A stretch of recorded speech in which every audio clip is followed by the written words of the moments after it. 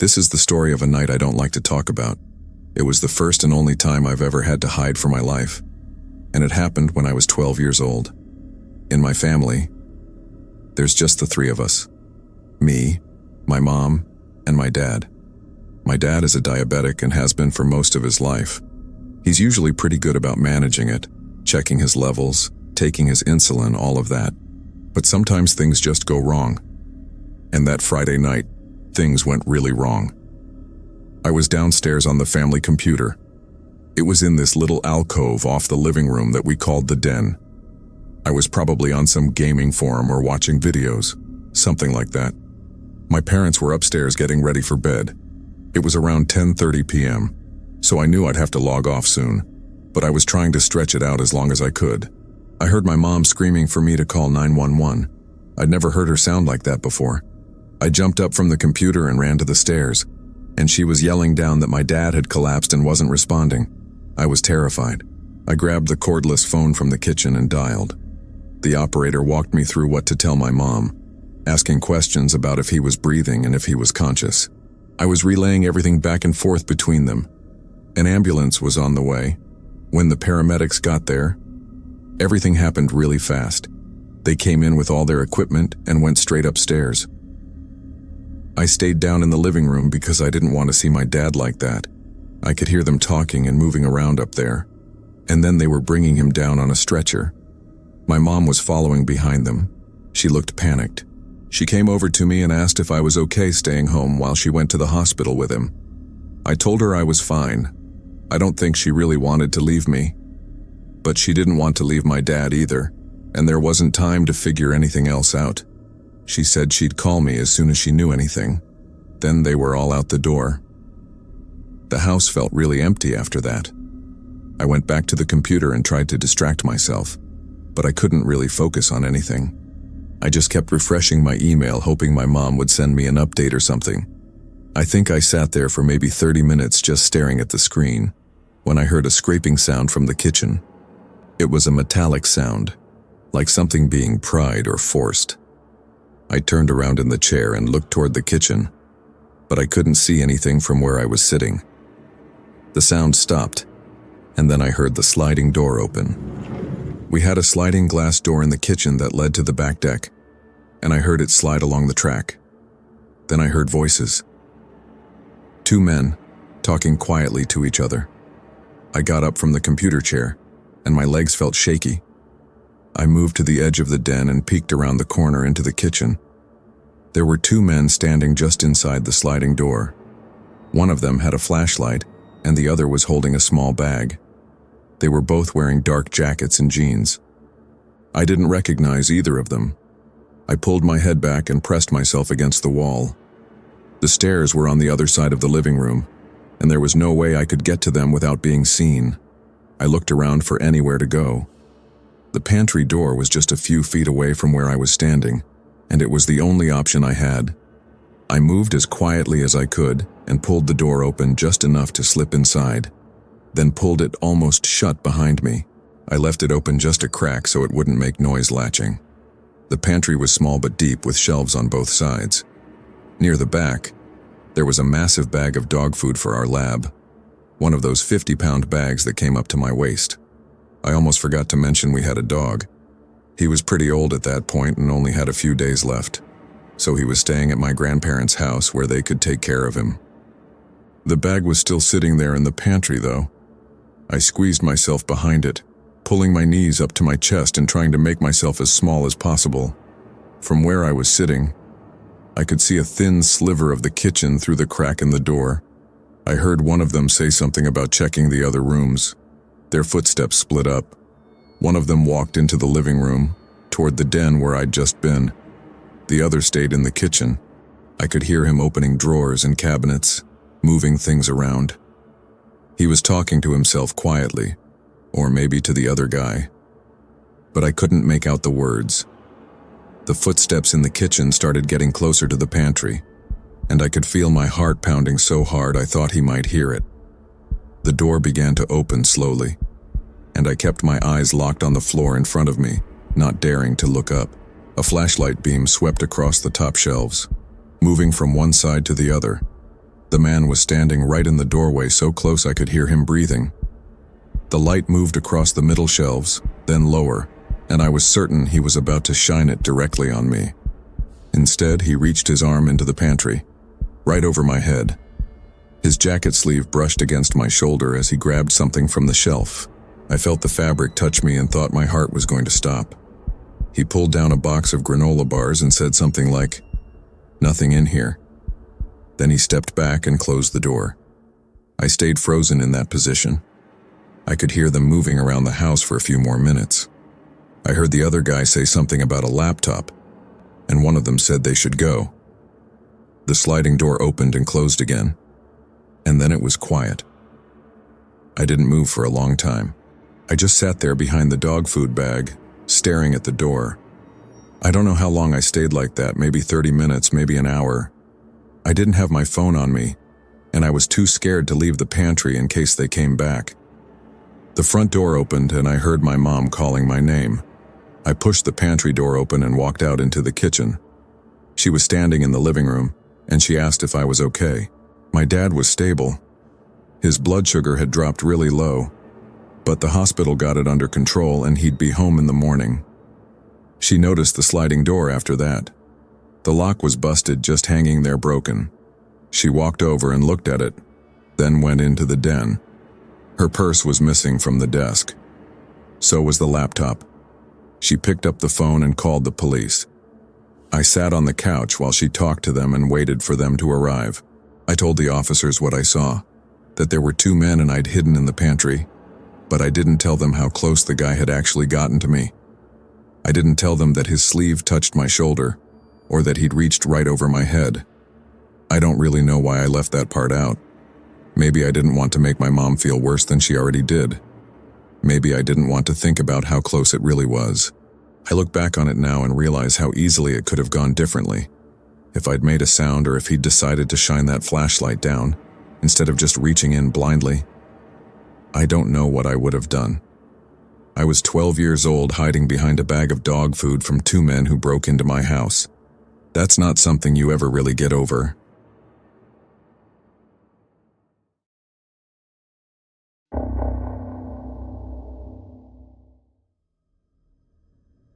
I was home alone for 4 nights back in July of 2019, while my parents went on a cruise.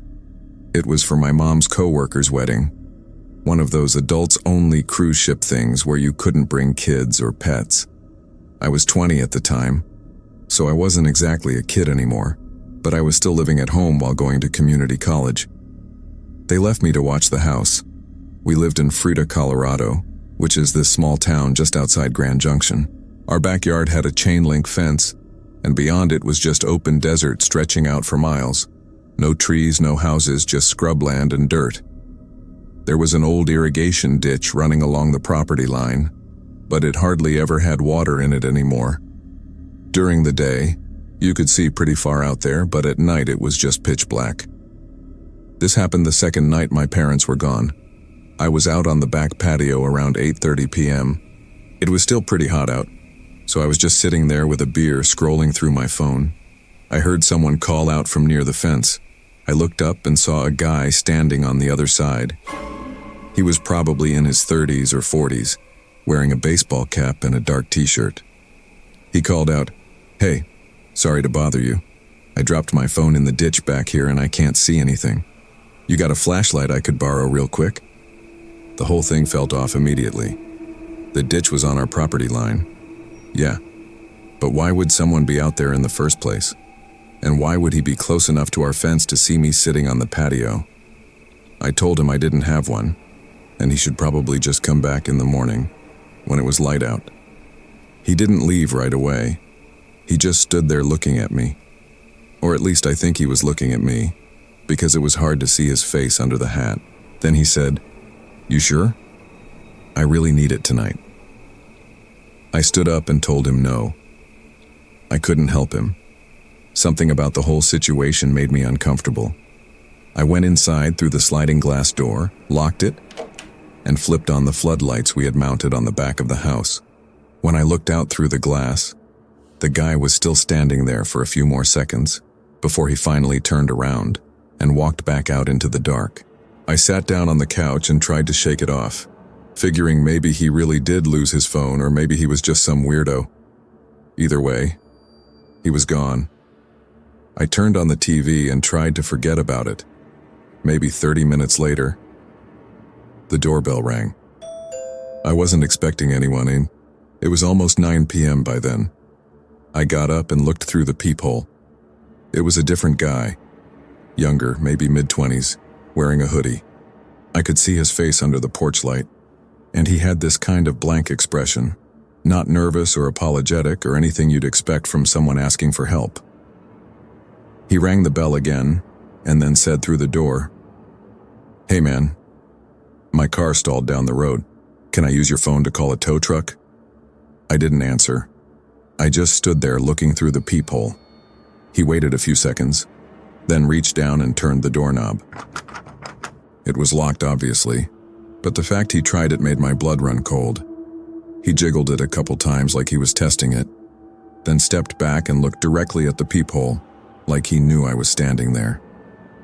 I pulled out my phone and texted my neighbor, an older guy named Rich who lived 2 houses down. I told him someone was at my door acting strange, and to keep an eye out. Rich texted back right away, saying he'd watch his security camera feed and to call the cops if I needed to. The guy rang the doorbell one more time. Then I heard his footsteps walking off the porch. I went to the front window and peeked through the blinds. He was walking down the driveway toward the street, and I didn't see any car. I waited until he was out of sight before I went around and double-checked every door and window in the house. I went upstairs to my room and tried to go to bed, but I couldn't relax. The house felt too quiet. I kept listening for any sound that didn't belong. Then I heard a scraping noise outside my window. My bedroom was on the 2nd floor, but it faced the backyard, and there was an AC unit mounted on the wall below the window. Someone could technically stand on if they wanted to. I got up and looked out.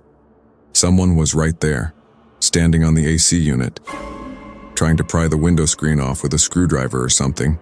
It was the first guy, the one from the fence earlier. He saw me looking at him and didn't even stop. He just kept working on the screen like it was completely normal. I grabbed my phone and called 911.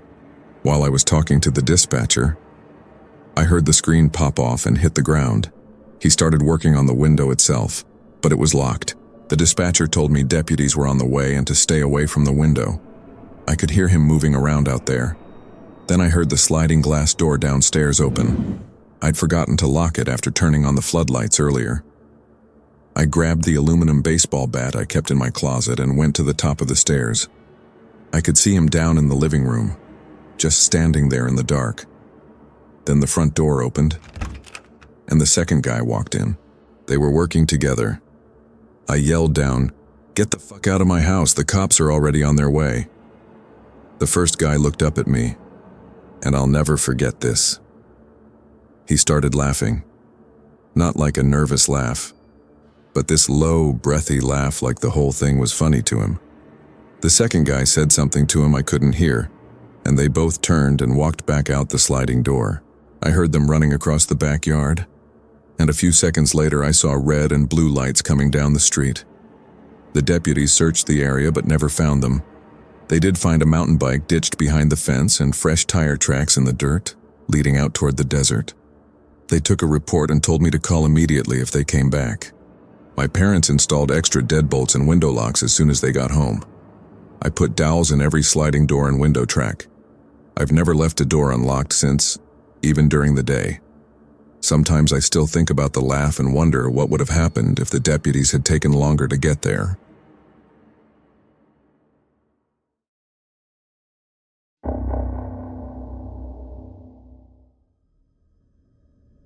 Before I moved to Madison for college, I used to spend summers at my uncle's A-frame cabin on a lake in northern Wisconsin.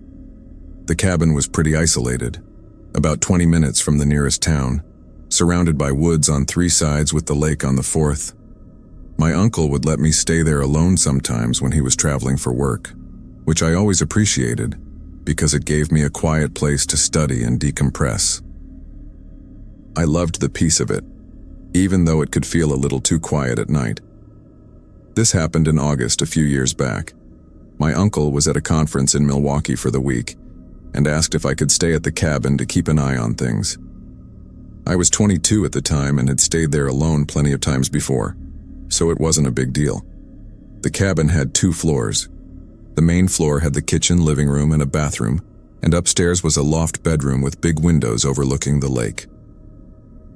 It was a Saturday night. I'd spent most of the day on the dock painting my nails and working on a watercolor landscape I wanted to finish before Sarah's birthday. People always acted concerned when they found out I stayed at the cabin alone, especially being a woman, but I had my 2nd-degree black belt in Taekwondo and had been coming here by myself for years. I wasn't worried about being isolated. That night didn't feel any different from the dozen other times I'd stayed there alone. I came inside around 10 p.m. when the mosquitoes got bad. I made some dinner, watched a movie on my laptop, and was getting ready for bed when I heard something outside. It was a boat motor, which wasn't unusual since people were always out on the lake during the summer. But this one sounded close, really close. Then the motor cut out completely. I went to the main glass door that faced the lake and looked out, but I couldn't see much. It was dark and the dock light wasn't on. I figured maybe someone had engine trouble or was just drifting. I went back to the couch and tried to ignore it. A few minutes later, there was a loud thud against the glass door. It startled me enough that I stood up and stared at the door, half expecting to see someone standing there. I didn't see anyone. Then the door handle started rattling, like someone was trying to turn it. The rattling stopped, and I heard footsteps moving along the deck toward the side of the cabin. My first thought was maybe someone's boat broke down and they needed help, but the way they were rattling the door without saying anything didn't sit right with me. I didn't call out. I just stood there listening. My uncle kept a shotgun in a locked cabinet in the hallway. He'd told me where the key was hidden in case of an emergency, and this felt like an emergency. I grabbed the key from the drawer in the kitchen, unlocked the cabinet, and pulled out the shotgun. My hands were shaking as I loaded it. I'd only fired it once before when my uncle took me to a range, but I remembered how I racked the shotgun, which made a loud clicking sound. We went and yelled toward the door. "I've got a gun. Get off the property." Everything went quiet. I waited, listening. I thought they'd left. I grabbed my phone and went upstairs to the loft bedroom. I locked the door behind me and pushed the dresser in front of it. Then I called 911 and told them where I was and someone had tried to break in. The dispatcher said deputies were on their way, 15 minutes out. I sat on the floor with my back against the dresser and the shotgun across my lap, still holding the phone. The dispatcher was asking me questions, but I was barely listening. Then I heard glass breaking downstairs. It sounded like it came from the kitchen. I heard the window frame creak and then a heavy thud, like someone climbing through. I heard footsteps moving around downstairs, slow and deliberate. Then one set of footsteps started coming up the stairs. I tightened my grip on the shotgun and pointed it at the door. The dispatcher was telling me to stay calm and that the deputies were close. The footsteps reached the top of the stairs and stopped right outside the bedroom door. I could see the shadow of feet under the door. Whoever it was just stood there, not moving, not saying anything, just standing there. I panicked. I aimed the shotgun at the ceiling and fired. The sound was deafening in the small room. My ears were ringing and I could barely hear anything, but I heard a man scream on the other side of the door. Then there was a loud crash, like he'd fallen down the stairs. I heard more shouting, glass breaking again, and then nothing. The dispatcher was yelling through the phone asking if I was okay. I told her I'd fired the gun and I thought they were gone. She told me to stay where I was and not to open the door. The deputies arrived maybe 5 minutes later. I heard them calling out from downstairs, identifying themselves as police. One of them came upstairs, and I moved the dresser and opened the door. He asked if I was hurt, and I said no. They searched the cabin and the area outside. They found a crowbar on the kitchen floor and a blood trail leading from the broken window to the lake. One of the deputies walked down to the dock and found a small aluminum boat beached on the shore with the motor still attached.